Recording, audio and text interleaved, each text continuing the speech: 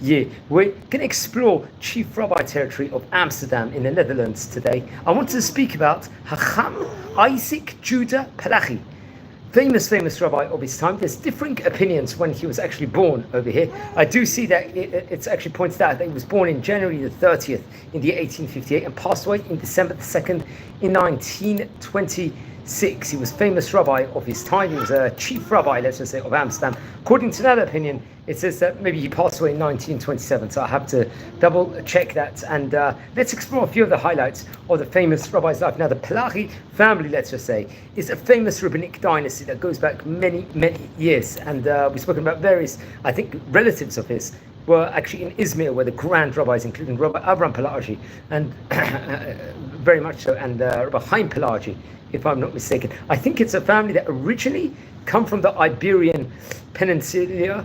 They're Sephardic Jewish family, who would afterwards spread mostly through the Mediterranean. After March 31st, 1492 Spanish Inquisition, they would go to various countries, including Morocco, the Netherlands, Turkey, Egypt, and other countries, especially throughout the 1500s, all the way to the 1900s. So we've spoken about some of the famous rabbis, let's just say, in Turkey. But I think in the Netherlands itself, I'm not sure if he directly comes to the line, let's just say, I think that when the Jewish people began to settle in the Netherlands, especially at the end of the 16th century, there was independence from Spanish control in 1581, and the Dutch Republic attracted Sephardic Jews in the Netherlands as a refuge from Spain, for the common enemy Spain. After there was an unsuccessful attempt to return to Spain, I think in the mid-1600s, there was a famous man, Samuel and Joseph Palache, would actually settle a new branch of the Palache family in the Netherlands, I think by 1608 it was, and very much there was sons or brothers who continued in their father's footsteps. The father was a prominent person over there, and some would return to Morocco, and in the Netherlands the surname solidified as Palache. It was various variations of the spelling, and family continues as Palache in Netherlands to present. And it's actually pointed over here on Wikipedia. The family includes, as we're speaking about today, Rabbi Isaac Juda Palache, who was a chief rabbi over there, and I think his son, Professor Yehuda Leon Palache, respectively. So this will go on, but that's some just the history within regards to the family itself. Now, as said before, I believe he was born on, I believe he passed away actually on December the 2nd, 1926, I think 26th of Kislev, if I'm not mistaken, is his Hilula, which is actually not at the point of this point in time. He was a chief rabbi, let's say, of the Portuguese Sephardic community in Amsterdam, which is a prominent position. I believe in varying years, one opinion says it was between the years 1900 to 1926. I do read that maybe he had a premium position there from 1885, also on the Jewish Ideas website. And so it's interesting. So he was born in Amsterdam, in the Netherlands, as said before, in the year 1958. I think that was in the 15th of Shvat, Tu B'Shvat. Sadly, it's reported that he was orphaned only at the age of 8 years old. And I think he would go to the Portuguese Jewish orphanage over there and showed, let's say, a huge interest at that point in time in attending the Portuguese Sephardic Jewish seminary at that point in time. There he would study under famous rabbis, including Rabbi Diaz, a rabbi we've spoken about before, Rabbi Lopez Cardozo. I think he was also a Dayan. And I think later on he would study under the chief rabbi over there, Rabbi Avraham van Loen. I think he would also be proficient and study mathematics, I believe, over there. Remember, it was a prominent, there was a huge Jewish community at that stage in time, especially in the Netherlands. It was, and he would very much excel at that point in time. I'm not sure if he was learning at the seminary he was in was Yitzchak Seminary or not. That was a famous one in Amsterdam at that stage in time. Now it's interesting. I believe he would continue. I think in the year 1884, he would be about 24 years of age. He was appointed, let's say, as an aspiring rabbi over there. And in 1885, he would become the rabbi to the Portuguese Sephardic Jewish congregation in Amsterdam, which is a prominent position. Later on, in the year 1888, his teacher, Rabbi Van Loen, was appointed chief rabbi of Groningen. I think this happens to be an area in the capital city, a main municipality of the Groningen province in the Netherlands, dubbed as the capital of the north, let's just say. He would follow him as a rector of its Portuguese Jewish seminary, Yitzchak. Remember, that was, let's say, the bastion taking place in the Netherlands of Torah learning.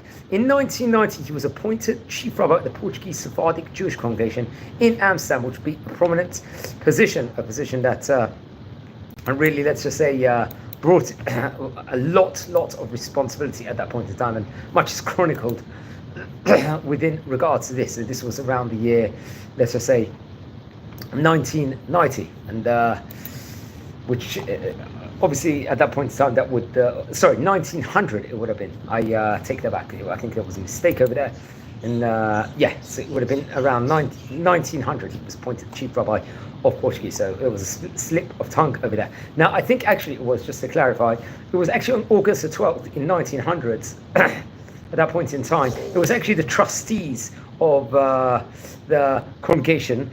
I think they would actually put him in. He would have a prominent position. He would work along other great rabbis. I think there was Rabbi Aaron Rodriguez Pereira, who actually passed away in 1922, who was also a chacham at that stage in time, I think in the Hague, respectively. He himself, Rabbi Pereira, was known as a very honest, friendly personality, very knowledgeable, and he was also a very famous personality. Now, under the leadership of Rabbi Palache, new immigrants would arrive from the Ottoman Empire. I think it's in the year 1990, the trustees of the community of the Netherlands appointed Dr. Chaim Benjamin Israel Ricardo, also along to work with in regards to him in a prominent position at that point in time. Rabbi Ricardo, I believe, passed away in the year 1944. It was actually after Rabbi Palache would pass away. Dr. Ricardo was, I think, promoted as a Dayan at that point in time. He himself happened to be a strong religious Zionist over there, so which is also very interesting to point out. Now, I believe he passed away, it's reported over here on December 2nd, 1926, albeit there was another opinion that said he passed away in the year 1927. His son was a professor, Juda Palache. He was a professor of Semitic languages at the University of Amsterdam, and he himself happened to be a leader of the Portuguese Jewish community, I think, in that city.